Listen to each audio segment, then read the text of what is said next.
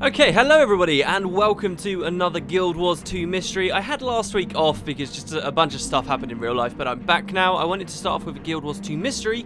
Today we're going to be looking at the Wizard's Tower, or also the Wizard's Castle, I guess you could call it now, because in Guild Wars 2 it looks a lot more like a castle. This is the giant floating castle that you can see in Kessex Hills in Guild Wars 2. A lot of you might have seen it before, but not really known what was going on or not understood any of the story that's there. Well, I'm here to tell you just about everything we do know, and it ends obviously on a bit of a mystery. Before we start though, I'm going to lay a little bit of groundwork because this story kind of goes back to Guild Wars 1 as well. So first of all, let's hear about a certain character from the first game who was from Ascalon. So in Guild Wars 1, right at the start of the game, you can actually play in the Kingdom of Ascalon before it is originally invaded by the Char, before the Searing, before everything goes to hell. While you're there, if you play as a Necromancer character, you can actually be trained some of your skills by a certain Necromancer called Verata. Now this guy comes across as a really evil, twisted, debauched guy, like a really foul character. Necromancy in Guild Wars 2, yes, it's kind of a dark profession, but the devs they don't put much light on how evil necromancers, I guess, can be anymore in Guild Wars 2. You don't see it that much. Well, particularly right at the start of Guild Wars 1, they did do that. And this guy, Verata, that you can see, is a very good example of a very evil kind of character. Now, he was evil, but he wasn't necessarily a criminal. He was fine in the eyes of the law, for example. He was just like any other necromancer. One thing you should know about Verata is he was kind of obsessed with minion mastery. In fact, as a necromancer player, you would go to him specifically to learn about minion mastery spells that would give you familiars, bone minions that would travel around with you, right? And it extends so far that a lot of the necromancy minion master spells in Guild Wars 1 were named after him. There were skills like Verata's Aura or Verata's Sacrifice, for example. And I guess what we're to take from this is that these spells you could use in Guild Wars 1 were sort of invented by him. You see, he was really interested in minion master spell research, which I'm going to get into in a little bit, but mainly, and this is very important, mainly he was interested in creating minions that would never expire. That was like his primary area of research, and he'd made many spells which you, in Guild Wars 1, could use. Right, so it established him as a character pre-Searing, before the Searing of Ascalon. Then, of course, the Char invade, they destroy everything, the waters turn to tar, the grass dies, everything goes to chaos in Ascalon. And obviously that was a very bad time for many characters in the game, but it kind of looks like Verata sort of thrived in that environment. See, Verata was a member of what's called the Order. Before the Searing happened in Ascalon, you hear from a lot of the powerful kind of spellcasters around the game that they belong to the Order, and it never has a proper name. ArenaNet never give us the real name, but it seems like a large band or perhaps even guild of spellcasters in Ascalon that are working together and sort of impose rules upon themselves as to what they can do with magic interior. And Verata was a member of this order. Now, when the Searing happened, Verata kind of used that as an opportunity to start researching really kind of bad black magics. We hear about kind of very dangerous old magics a few times in Guild Wars, in the Guild Wars lore, magics that people shouldn't really be tinkering with or experimenting with, and this is one of those situations. Verata was trying to do this really debauched stuff with magics, and the Order didn't like that at all, and it kind of looks like after the Searing happens, Verata was kicked out from the Order, and now he'd crossed a line. He'd gone beyond the law now, and now he was kind of a bit of an outcast. But he kept doing this research, and he was obsessed with minion mastery. So after the Searing happened, he got kicked out of the Order, and it seems that Ascalon was not safe to him, either because of the Char that were invading, or because his own people now, he was kind of on the wrong side of the law. So he fled. He went to what is now in Guild Wars 2 Frostgorge Sound, or very close to there. near to a place called Yak's Bend, which was an outpost in the first game. Now, if you continue the story along, stay with Guild Wars 1, but you continue the story along, eventually Prince Rurik leads many of his kinsfolk across the mountains to Kryta on an evacuation, as we know. And when this happened, there were suddenly loads of people going on past where Verata was hiding out.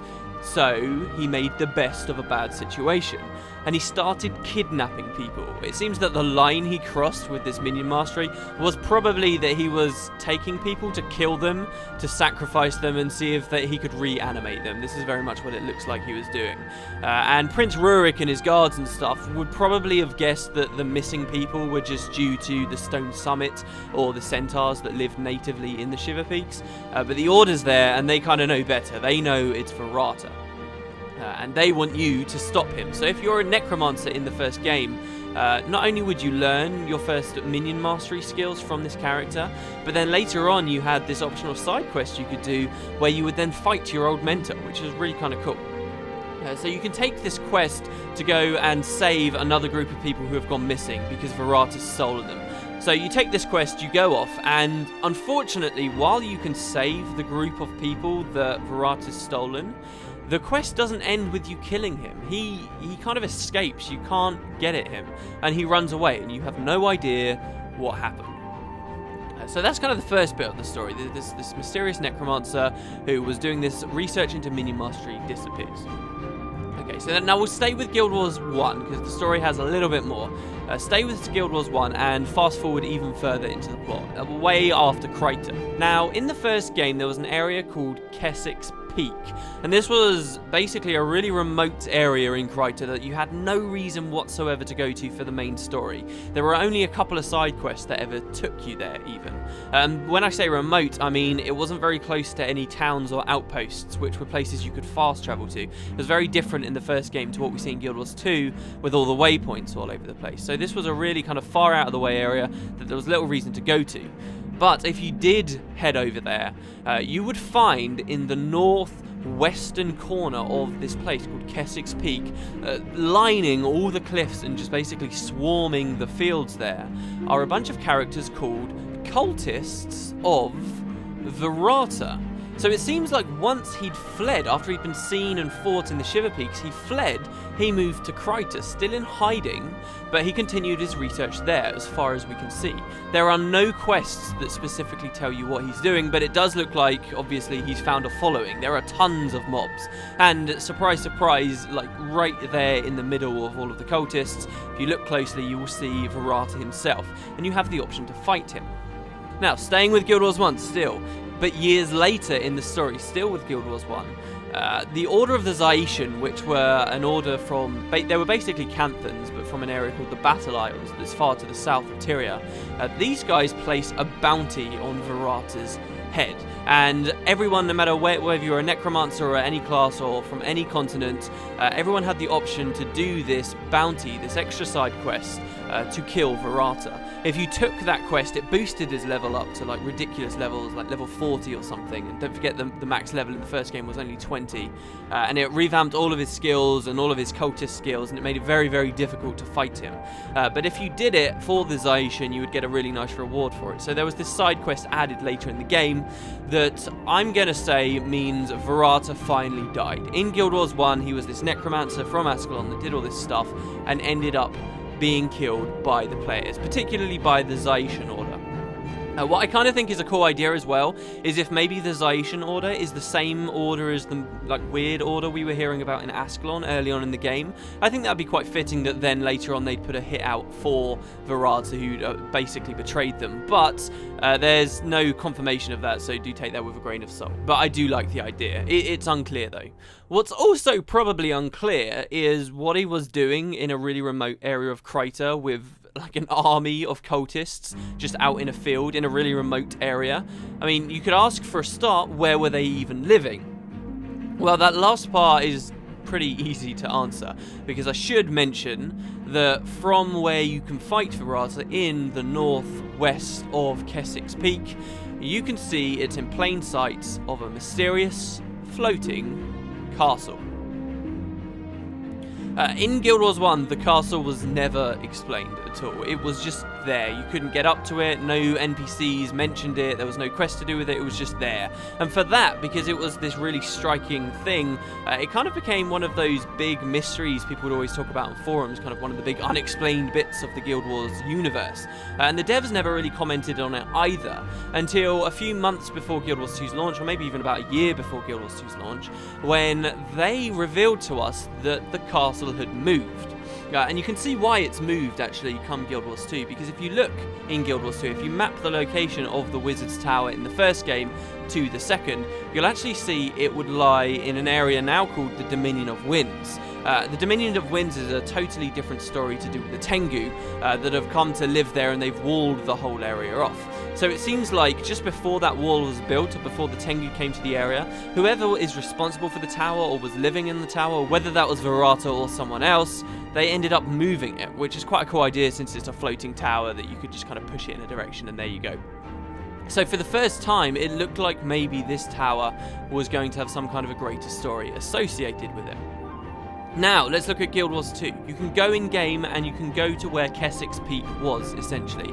Keswick's Peak is now basically a small part of the larger Keswick's Hills, one of the Crichton areas. And if you go to the southeast corner of the Keswick's Hills, you can see there in plain sight over the cliffs, once again, the Wizard's Tower in its new location. And it looks a lot bigger and more impressive now in Guild Wars 2 than it ever did in the first game.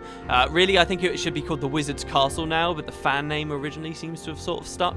But in any case, you can't go in it. Again, it's just floating there and there's no way to get inside. No personal story quests, nothing that will allow you access to the tower. But what there is now is a town nearby, and that town is called Garenhoff. At first glance, Garenhoff is basically just like any other town in Kryta, but if you stop and actually smell the roses, so to speak, you can see a lot of other cool things going on, namely that the town is infested with elementals, summons. They're all over the town. They've come to the town from seemingly nowhere a while ago, and at this point, the NPCs that are living there just kind of live in harmony with them. If you speak to the NPCs, you can learn a lot about their interactions with these elementals, and they love them. They think they're the greatest thing in the world. They're not intimidated by them at all, and these constructs, these summons, actually help them with all the manual labour and chores. They load shipments at the docks. Some of them act as guards at the gates, and they defend the town from enemies, and someone even mentions that they bring food to patrons at the inns. They do everything, and it really has got to the point where the town is dependent on them. In fact, you can speak to the mayor, who explains that there's very few guards even in the town because the constructs do it all for them. So it's basically, without these things, now a very defenseless, worrying place to be. But because they exist there and help out, everybody's grown accustomed to that lifestyle and they're all very happy. And they revere these summons that have come to live with them. But why are they there?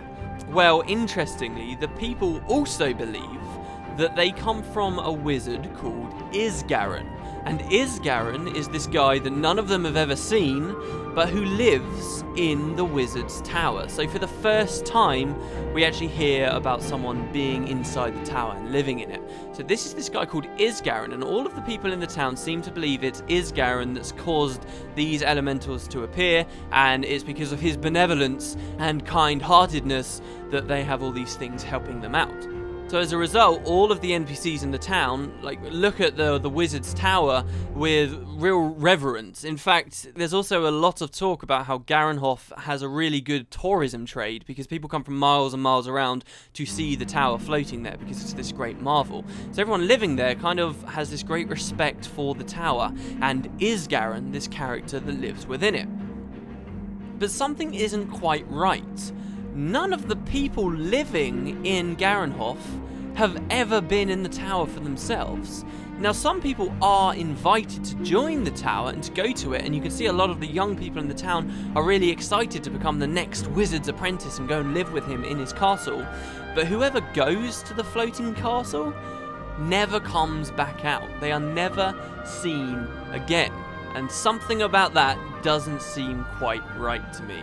Who is Isgaren, I guess, is the main question right now. Who is this spellcaster guy that seems very good at summoning these creatures that go to live for people in the town? Well, now maybe you can see the tie to Verata. Is this Verata himself, perhaps? Or did we kill him as a member of the Zaician Order back in Guild Wars 1? Is it perhaps one of his cultists who's continuing on his foul research? If we believe that, then what's happening to the people who are going into the tower? Well, an idea I quite like is that he's bringing these people into the tower, luring them up, kidnapping them, as Verata once did in the Shiver Peaks, to kill them so that he can continue to practice his research. What if he's killing them to trap their souls inside these elementals that never expire, and then sending them back out into the town? Maybe these constructs that we see aren't doing this by their own will. Maybe the souls of the people that once lived there are trapped inside. Now, if we assume that sounds a lot like what we saw the Massart doing in Guild Wars 1. They had these constructs that would only work if you fed them souls, if people were sacrificed and their souls powered them. And they also had constructs of their own, the Jade Armors and Jade Bows that the Massart used to use to do their heavy lifting, and it's suggested that were maybe also powered by souls. So maybe this research that Verata was doing, and Verata's cultists, and perhaps Verata's successor Isgarin is doing, maybe these foul magics they're researching are just very ancient magics that were once used by the Massart, and now they're tapping into. What if, here's a really weird idea, what if all the cultists that we saw, the nameless cultists that had nothing to say to us but just aimlessly followed Verata in hiding out 250 years ago in Keswick's Peak, maybe what if all of those cultists themselves were just minions that he'd created that would never expire? Well, the truth is we don't really know any of this just yet, but it's unlikely that the luxurious lives lived by those in the town of Garenhoff will go on for much longer. I'm sure that we'll get some DLC or an expansion soon enough that deals with Isgarin and the Wizard's Tower. Thanks very much for watching, guys. Do let me know what you think about this theory to do with the Wizard's Tower. That's pretty much everything we know about it.